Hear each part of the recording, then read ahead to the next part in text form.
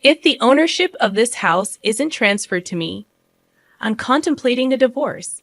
I was taken aback when my husband suddenly dropped this bombshell. This house holds precious memories of our family, and I can't bear to part with it. Despite my emotional attachment, my husband is threatening me, toying with my feelings. Distraught, I reached out to my father for help. I am Emily, a 30-year-old full-time housewife, dedicating my days to supporting and managing our household. I married John 2 years ago, and since quitting my job after marriage, my husband has been the breadwinner.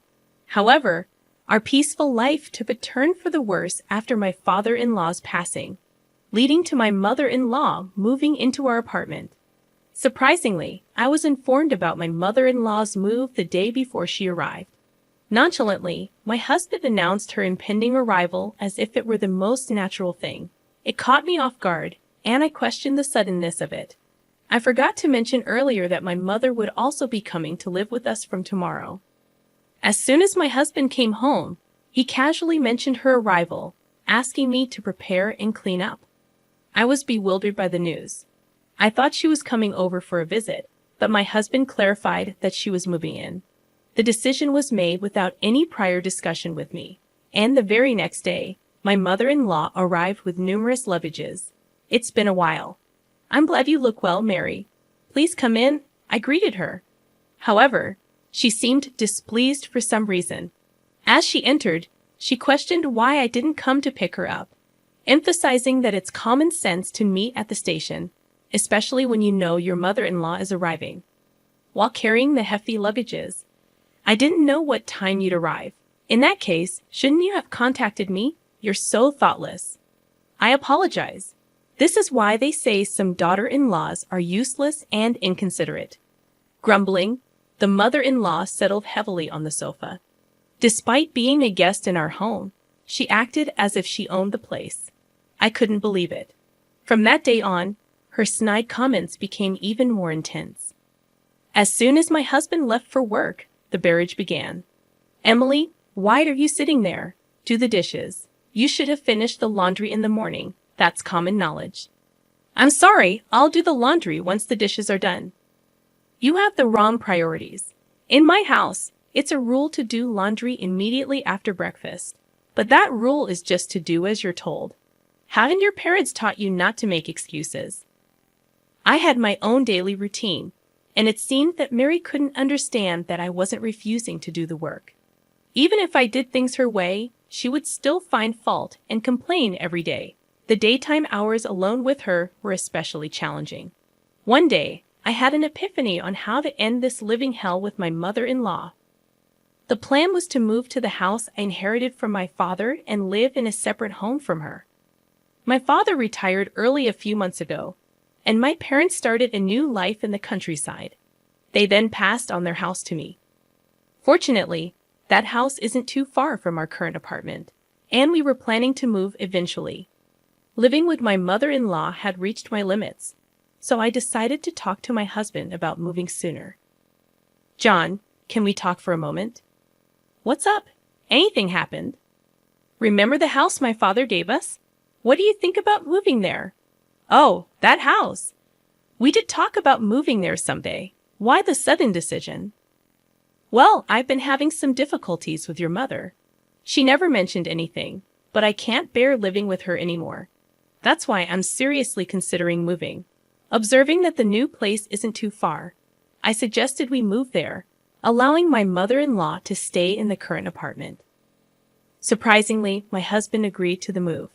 After informing Mary, we decided to make the move a week later. Honestly, I anticipated some opposition from her, but she accepted our decision with a big smile. Goodbye, John and Emily. I'm so sorry for the sudden decision to move. Don't worry about it. It's wonderful that your father gave you the house. He's very sweet. Thank you. Please visit us sometime. Of course, it's not too far from here, and I hope you visit me regularly too. I will. After the conversation, I headed to our new home with my husband, feeling relieved that I wouldn't have to endure snide remarks anymore. I could now live freely at my own pace. Although I had initially feared Mary's opposition, consulting with John brought me peace. However, my peace did not last. Despite being able to keep my distance from my mother-in-law and reduce stress, my husband started coming home late. It wasn't just the late returns. There were days when he wouldn't come home at all. He defended his actions, saying he was worried about his mother, but it became too frequent. Without informing me, he went to her house, had dinner with her, and sometimes stayed overnight, disrupting my daily life. This can't go on, I thought one day. I sat him down for a talk. John, you've been coming home really late lately, and sometimes you don't even come home at all. Is that so? I'm just worried about my mother. That's not the point. At least let me know beforehand that you'll be late, so I'll know I don't have to prepare dinner. Since you're a housewife and always at home, you can eat the leftovers for lunch the next day, right? So you're saying I should just accept everything quietly because I'm a housewife. Are you saying we shouldn't talk about this? Isn't that the truth? Housewives just relax at home. What? What are you saying? Anyway, I'm worried about leaving my mother alone. Ellie will be coming back soon, and I need to discuss some things with her. Wait, Ellie is coming back. What does he need to discuss with her? Curious, I asked my husband. We're moving Ellie here to live with us. Live together? Yes, she kept saying she wanted a big house like the one she lived abroad. That's why I thought of letting her stay in this house. What? I don't understand. Suddenly informed of this, I couldn't think of anything. Is my sister-in-law going to live in this house? I had barely escaped from Mary's constant complaints, and now his sister, Ellie, was going to live in this house. I couldn't wrap my head around it. This was the house I inherited from my father. It felt unnatural. It's the only big house that would satisfy Ellie, my husband argued. The apartment where we used to live is now where my mother stays, and it's too small for 4 people. But I never intended to live with Ellie. I don't plan to live together either. I intend to give this house to Ellie, my husband declared. What? Why? Because we plan to move back with my mother. Ellie can use this house freely, he explained. I was taken aback by my husband's unreasonable proposal and felt like fainting. Despite my repeated insistence that I had no intention of living with my mother-in-law, my husband eventually became furious. Can't you be a little more considerate? You can live because of me, so just do as I say. Enough is enough of your jokes. This house is precious to me, inherited from my father. Why should I give it to Ellie? Such a wonderful house is wasted on you, isn't it? I've already told Ellie that I've got her a large house. It's too late to say otherwise now. I wasn't consulted in any of this decision. Either way, I can't accept it. You're always complaining. Enough. Calm down and think. I'll go back to my mother's for a while. My husband angrily slammed the door and left. Left alone in the room, tears streamed down my face. I couldn't understand why my husband decided everything on his own. It's unimaginable that he intends to give away the house I inherited from my father to my sister-in-law. Every day, my husband sent me messages asking if I had calmed down and to come back soon. Each time, I had to firmly tell him that I had no intention of agreeing. Then, one day, he said something shocking over the phone. Hey, Emily, when will you come here and live with me? Stop nagging. I've said it so many times. I have no intention of living with Mary.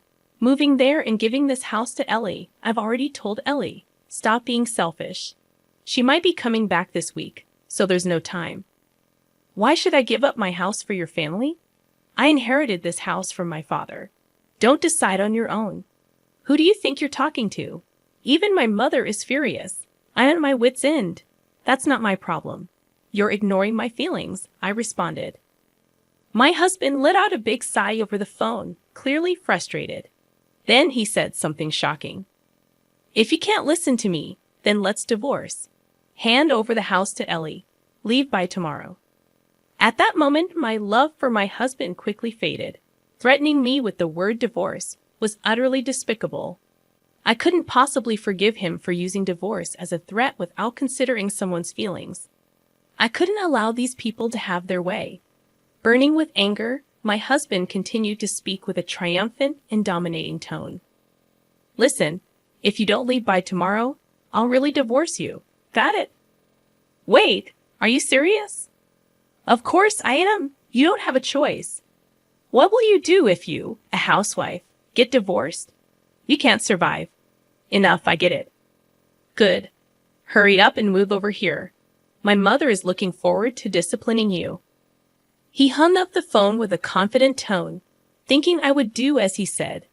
After that call, I made up my mind and decided to seek help from my father for a plan. The next day, everything was ready for the move. I replied calmly when asked, "By the way, I'm curious about when Ellie will be back." "She'll be back tomorrow." "Why are you so obsessed with Ellie?" "Between you and me, she seems to have made a lot from stock investments." "I see. So if you provide her with a house, maybe you can ask for financial help." "That's so like you. Anyway, you need to leave that house by today. It's inconvenient for all of us." "Don't worry. I've already moved." "What? What do you mean?" My husband seemed genuinely surprised. "I knew it.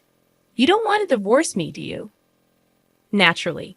Without an income, you can't survive. But all of this is coming to an end. We're still married now, so that's why we're talking." "Wait, what? I can only think about divorce now." My husband was clearly shaken by my words. "You promised to move out of that house, right, and live with me. But you've already moved? What are you saying?" "Of course, I won't live in a house with a husband who decides everything on his own and a bullying mother-in-law." "Why are you including me? You promised to move out for Ellie." "I said I've already moved, didn't I?" "I did as you said. Enough with the jokes. Where are you now?" My husband's tone was panicky, and he was clearly losing his cool. "Actually, I'm at my parents' house." "Why?" "I moved to my parents' rural home. I don't plan on returning to where you guys are." "You should have told me that sooner." My husband replied with a hint of relief in his voice. "If I could just give that house to Ellie. It doesn't matter where you live. It would require $3,300,000. $3,300,000. I put the house I inherited from my father up for sale. And if you truly want to give it to Ellie, buy it for $3,300 and then hand it over." "Are you joking?" "I'm serious. The house was still in my father's name, so I asked him to sell it. In reality, what I asked my father for was to sell the house. My father had always said, 'If something happens, contact me. You can live or sell this house as you like.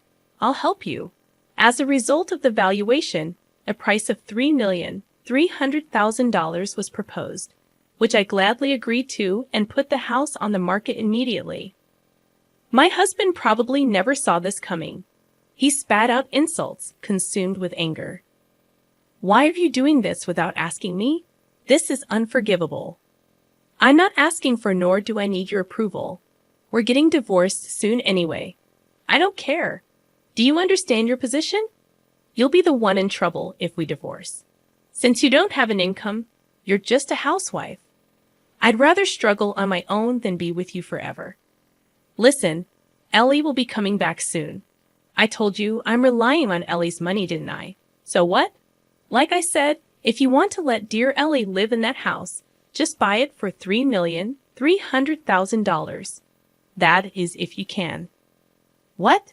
That's impossible. If Ellie has made a lot of money from her investments, I don't see why she can't afford it." "I don't know how much she made, but that's too much. She can never afford it." My husband was all excuses with no hint of an apology, maintaining his domineering attitude. I felt it was foolish to spend any more time on him and unleashed everything I wanted to say. "I'm done with you and this ridiculous mess. Did you think threatening divorce would make me give up the house? If you thought being a housewife meant I'd do whatever you say, you're so wrong. Hey, let's calm down and talk." "I am calm. Isn't it you who's panicking? I won't be controlled by you or your family anymore.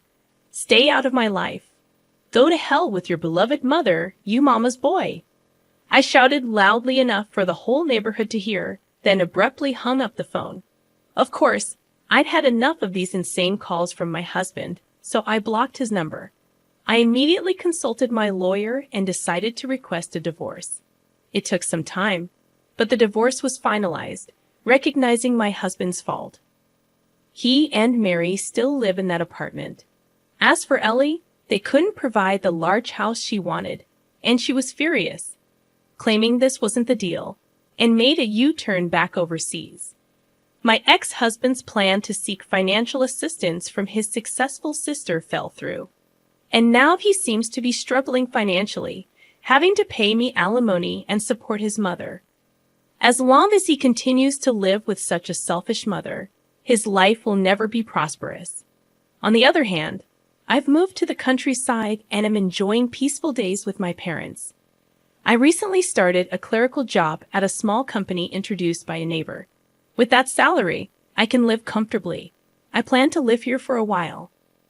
I want to be by my parents' side as much as possible to repay the kindness they show me.